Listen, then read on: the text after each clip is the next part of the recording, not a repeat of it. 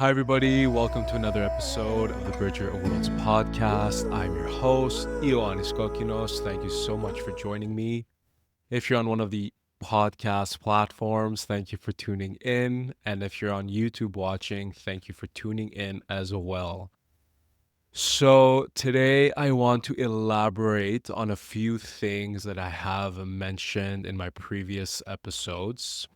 I will continue riding the porn addiction recovery train because it's such a pivotal piece to my path and journey, and what I feel is something I need to be talking about.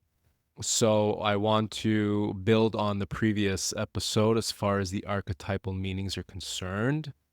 I did talk a little bit about the dark masculine, the dark feminine, the light masculine, the light feminine. I want to elaborate on all of these expressions of these polarities, both these polarities.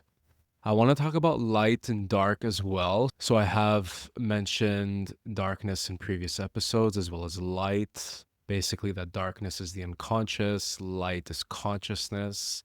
So I want to expand upon this. I feel like this space is getting quite cozy in the sense that it just feels now like this is a container to bring the tough conversations to the table. So, just to recap a little bit, right? For those of you who did not watch or listen to the previous episode, I would actually touch base with the previous two episodes just because 2 weeks ago I brought my experience with porn addiction to the table, my perception of what that can mean for someone, and just bits and pieces of information, helpful information, resources, and also the archetypal experience, which for me has been the most important in my healing journey, right? Like what these archetypes mean, what do these figures on the screen mean as far as my psyche is concerned. So let's start with darkness, because darkness is basically where everything begins. Life begins in darkness, right? We gestate for approximately 10 months inside the dark womb of our mother.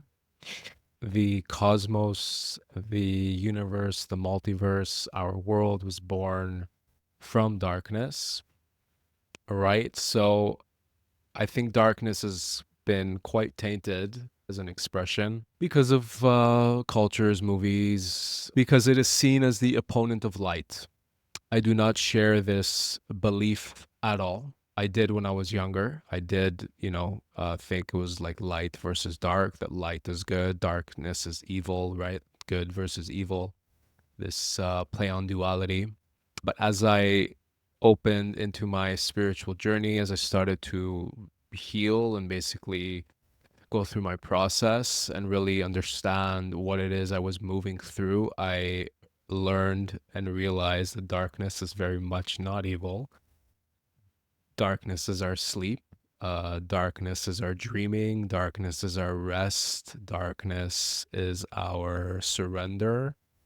Darkness is our unconscious, and the unconscious is not necessarily evil. It's just where consciousness is basically waiting to be awakened. So, in order to reach consciousness, and I've said this in quite a few episodes, so bear with me if I'm being repetitive, but it is important that this gets very well ingrained within our psyches. Yeah. Because where darkness is, that's where light is. Where the unconscious is, that's where consciousness is. So darkness is a symbol, right? Like, and it's hard to like, what's darkness? It's the invisible. It's like where light doesn't go. Um, Tangibly speaking, light is there, we just can't see it. Again, this is all metaphorical.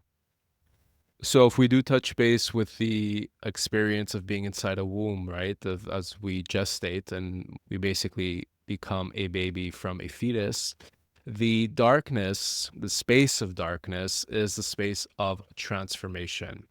And in order to transform, we need that quiet. We need that stillness. We need that R&R, right? Like that rest and recuperation. And again, metaphorically speaking, this could also symbolize going underground, going into like the lower world, which can be difficult because when we go dark, metaphorically speaking, it is to feel within ourselves the unprocessed emotion, unprocessed feeling. And this is in the unconscious. Now, the unconscious is not the shadow, right? The shadow is in the unconscious. The shadow is our denied feelings and emotions and traumas. The shadow exists because a duality exists. So before the existence of duality, when everything was one, right? Before the split happened between, let's say, light and dark, scientifically speaking, there was only darkness. But darkness is conscious from the universal perspective. The universe out in the great void of existence, where everything came into being, that is conscious. So we can say from the scientific perspective that yes, darkness and light exist. Darkness is the absence of visible light. And light is basically a combination of electrons, photons, and positrons. Now, that's as far as I'm going to go scientifically speaking, so don't worry. I have a science background, but I'm no physicist. And metaphorically speaking, when we have the split between light and dark, there's a part of us that says, okay, in which direction should I go in? Which is the correct path for me, right? Like, aren't we always trying to make decisions like in our day to day, like left or right, up or down, straight, backward, right? It's always this play on duality. And sometimes a decision may feel right or better than another, fine. But as far as healing is concerned, there's actually really no right or wrong. Because when we deny an emotion, when we deny a feeling because we've judged it a certain way, we actually negate our potential to transform that feeling within our bodies and psyches. So we want light. We're always striving for light. I believe that our spiritual journey is about that striving for light and expanding into that light. And I feel like this is eternal. I feel like whether we are in body or not, we are always journeying towards the light. Now, here in our physical incarnation, it's very evident, right? Being immersed within our unconscious, in our shadow, in our wounds, in our traumas that have been left unprocessed and unfelt, really. So, yes, we are awake, right? We are going about our day-to-day reality, but this does not mean we are spiritually awake. And to be spiritually awake is to grow and expand into light. And to be spiritually awake means to awaken from the unconscious dark into consciousness light. So basically, this is also where we can bring the polarities of like the light masculine, the light feminine, the dark masculine, the dark feminine. So I'm going to elaborate a bit more on these four expressions. I did talk about them last week, but I think there's some things I need to clarify as far as like how it is I explained it, just because I didn't want to make the episode too long. So the light masculine is what we all need to awaken to. It doesn't matter what gender we are, because the light masculine is he who holds the space and witnesses without judgment. This is actually how we are able to start cultivating our spiritual nature. If we want to start from anywhere, we just need to start learning, and this is daily practice. I'm still very much in this journey myself, despite me, being on this mic and in front of this camera. It's all about learning how to hold space for our processes without judgment. And I know this is very difficult because we've grown up with a lot of judgment. If we've lived out a lot of patterns that have become very comfortable and very ingrained within ourselves, and then we want to try and start changing these patterns because, hey, they're actually not good for us and they're not healthy for us, it can be very difficult to not judge that, right? But it is possible. And it is also a means to start learning how to offer compassion toward ourselves. Because when we witness without judgment and we're just witnessing, love actually comes through very naturally. Even whilst we are feeling, let's say, a certain pain, because basically that pain is something that has been buried within our bodies and psyches, right? So in our present state, let's say we are a certain age, but there's a certain pain that comes from a younger age, right? It's really about just, I know that word detachment is used a lot here. I don't know if I'm a fan of this word, to detach, because then I feel like there's a bit of an apathy or like a distance, but maybe this is just my perception. I always like to use the word witness because the witness is very much present. It is the space, it is the container.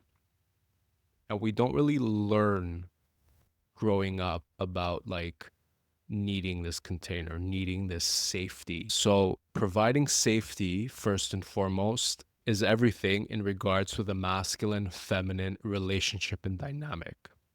Aside from the light and dark expressions, basically the masculine is he who needs to provide the safety for the feminine to feel. And again, this is not about gender. This is polarities. This is the expressions of polarities within our energy body and within our psyche. So the light masculine holds space for both the dark feminine and the light feminine because that is the light masculine. He holds the space. The dark masculine holds space as well because we still have masculine in that sentence. And when we hear masculine, we need to think safe container. We need to think witness. But because here we're talking about light, we're talking about consciousness, we're talking about something that has risen up from the dark, from the unconscious. That's what light basically means. Again, we're talking about metaphors. Just think of turning on a light when a room was dark, right? So something that was dark became light. Light masculine can hold space for the dark feminine, which is low emotion, which is dense emotion. Doesn't mean bad. It doesn't mean negative. It doesn't mean evil. It just means low. It means dense. So low and dense means the gestation phase, right? So the feminine, as I mentioned in previous episodes, is all about transforming. So when we start to basically attune to our dark feminine energy, again, no matter what gender we are tuning to the low and dense, heavy emotions and vibrations within us. So I like to equate the word dark with earth, right? The soil is dark looking. I mean, it's brown, but on the surface it's brown. If we go deeper, it gets darker and darker. But basically, when we hear dark feminine and dark masculine, we need to replace that word with earth. So I know this might get a little bit messy, but stay with me here. Dark is a metaphor for the unconscious. So if we are talking about, let's say, gardening, right? Everything has bloomed, everything is on the surface, beautiful colors, beautiful scents, beautiful views, beautiful landscapes. That is all light feminine because it is the energy, the emotion, the feeling that has risen up from the dark. The low, heavy emotion has transformed into light, high emotion. So think of the flowers as feelings and emotions. But all of that exists. Everything that exists above the surface is because of what is going on underneath the ground, underneath the earth, the dark. Okay? So, yes, I'm saying dark, and in your mind, you might think absence of light. but it is a symbol. It is a metaphor, and it basically represents everything that's going on within the unconscious. So the dark masculine holds space for all of that underground work. And now I know I said the light masculine basically witnesses the light feminine and the dark feminine, but the dark masculine also witnesses the dark feminine because he is with her when she's underground. So if you touch base with the spring equinox episode of Pluto and Persephone, that myth is basically dark masculine, dark feminine, light feminine, Persephone. Pluto is the dark masculine. He's the lord of the underworld. He is the one that holds space for all of the muck, compost, transformation, all of like the shit, right? All of the transformative processes that happen underneath the ground. Basically, all of the non-fun stuff of the underground. That's what Pluto holds space for. And then because the space is provided, the feminine, the dark feminine, can do her thing. And then she rises up from underneath the ground into the light space, and she is the light feminine. And then, of course, the light masculine is witnessing. But here's the thing with the dark masculine, and I talked about this last week in the archetypal meanings of pornography. So yes, the masculine holds space, but that space also needs to be filled, right? So the light masculine basically fills the space with witnessing, with consciousness. The dark masculine also fills the space with witnessing and consciousness.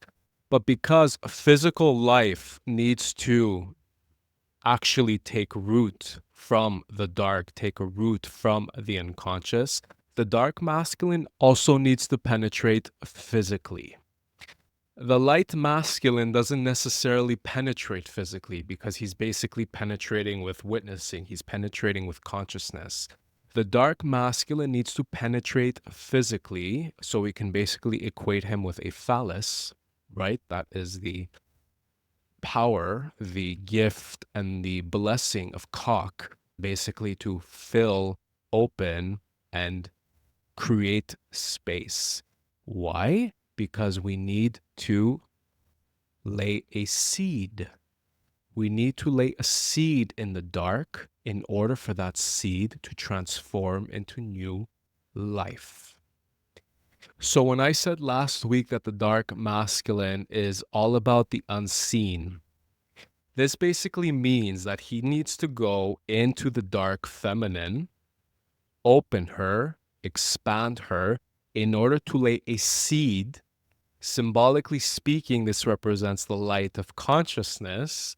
So that light of consciousness can take root, become a seedling, transform through the feminine, and become new life. It can become a fetus, it can become a plant, it can become a flower, it can become a tree, so on and so forth.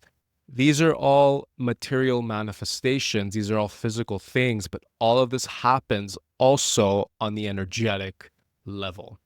Energy before matter, energetics before physical anything, right? And we can basically harmonize these expressions, dark masculine, dark feminine, light masculine, light feminine, within ourselves. Men, women, non-binary. If we start to attune to these different expressions of the masculine and the feminine, it can become quite interesting, it can become quite liberating, and it can become quite enlightening as far as these dynamics are concerned, because then we can also see how we will relate to others. We can see how we will relate to men and women, because the men and women of our lives usually will hold mirrors up for dynamics within ourselves, and these dynamics will speak to our masculine and feminine energies. And this is where I want to bring porn into the conversation, right? So I talked about the male figures, the female figures on screen, and how these archetypes can basically mirror certain aspects of ourselves that have been denied, have been suppressed, that have been hiding. We're afraid to feel, we're afraid to express. So pornography as a symbol is very much shadow-based because the truth and reality of pornography is that these people don't know each other. They probably don't give a shit about each other. We don't know if there's any consent. We don't know what's going on behind the scenes, right? We don't know if what we're watching has a safe container. Most likely not, right? So all of these beautiful expressions that I've just talked about with the masculine and the feminine most likely are not present in pornography, but the illusion, the sparkles, the glam, and the glitter of pornography and the wild that it emphasizes and portrays is very much a depiction of what the dark masculine, the dark feminine can depict. So, erotic union is a very emotional experience, right? But basically, during Eros and during erotic intimacy, it's actually the feminine, no matter what pornography depicts, because pornography depicts man being very overly dominating and overly controlling and treating the feminine like a piece of meat. But basically, during Eros and during sexual union, it's actually the feminine that is the portal to sex, to intimacy, to union, to connection, because the feminine as a symbol is that. The feminine is connection. The feminine is bringing two entities to become one. So, in order for erotic union to fully take flight and fully come into fruition, the masculine needs to create that safety, needs to create the space for her. And this is the light masculine. We can say that this is the light masculine that is establishing safety, that is establishing the container. And then once that feminine feels safe, she can go dark. The masculine can go dark in order to enter her, to penetrate her for expansion, for opening, for liberating, for transmuting emotions, right? Sex is a very emotional experience, and surrender is what allows all of it to happen. So when the masculine goes dark is because he is to hold space for the dark feminine as well as penetrate the dark feminine. And of course, this is literal penetration, but it's also energetic penetration. Because whatever's dark, whatever's inside the dark wants to become light. And basically, the feminine is the channel for this. This will happen for her, and this will also happen for the masculine. Because what did I talk about in some episodes ago? In Tantra, when two lovers come together, they basically move the sexual energy between themselves, and this is called the circle of light. So here, light is a symbol for consciousness, but light is also information, right? Like science tells us that light is information and frequency and consciousness. So this actually happens between specific body parts. When man and woman come together, when the masculine initiates penetration through his lingam, so the lingam is the Sanskrit word for the male organ, also perceived as a channel for divinity, is basically entering the yoni, which is the Sanskrit word for the female organ, and then up the yoni, and basically that sexual energy, that creative energy travels up to the heart space of the feminine, and then the feminine actually penetrates the masculine's heart, the man's heart, with her heart. And then from his heart, that circuit goes back down to his lingam, and that basically is the cycle. So lingam is the initiator, the phallus is the initiator, because the phallus enters the yoni, and symbolically speaking, this very much makes sense because the masculine is the active force and the feminine is the receptive force. So lingam goes into yoni, and then that energy goes up into the heart, because the nature of sexual intimacy is to make love, is to make eros. So we very much need to incorporate the heart, right? So up the heart, penetrate the heart, from the heart, and then back down. And that's the circuit. So obviously, there's no heart in pornography, right? So that circuit would be non existent if we were to say, well, where's that circuit of light while I'm watching porn? But it's basically very much a genital experience. What I don't want to take away from the illusion of porn is the wild nature of our humanity. We need to go wild. We need to be able to express whatever's within us. But this all needs to happen with safety, with trust, with communication, with intimacy, and so on and so forth. I think a lot of people are very much prone to pornography or even addicted to porn because they think that what they want to experience or what they like, maybe a kink that they have, is something that is being judged or something that they're ashamed of. So they just turn to the screen in order to get that, get that experience. But that's not right. People need to have the spaces, people need to have partners, people need to have experiences where they can authentically and genuinely and lovingly express their wild. That wild is a part of us. Like that is what makes us human. And that wild is a means to reach divinity. Right? So I know it's not something we learned. It's not something that is talked about, but hey, this is the podcast. This is my podcast, and this is what I'm here for. So, um, I think that feels complete. I think that's enough food for thought for today. So I'll leave it here. I, of course, will be back next week. As always, new episode every single Thursday, dropped on YouTube and all the podcast platforms. For those watching, listening, I so appreciate your presence. If you're on YouTube, please hit that like, subscribe button. I so greatly appreciate that. Share the content if you feel like somebody needs to hear this, or if you want to have conversations about it with somebody, trusted friends and family. If you're on one of the podcast platforms, please share the episode with someone who you feel needs to listen to this. I am on social media. If you're on YouTube, all my links are below. I'm on Threads, I'm on Facebook, I'm on Instagram and TikTok. Please hit me up here, there, wherever. I'd love to connect, talk more about this stuff, and have conversations. This is the point of my podcast and why I'm talking about these things, so that we can have conversations around these very difficult topics. We need to diffuse the shame as much as we can. We need to diffuse the fear as much as we can. This is truly the only means that we can ever liberate ourselves.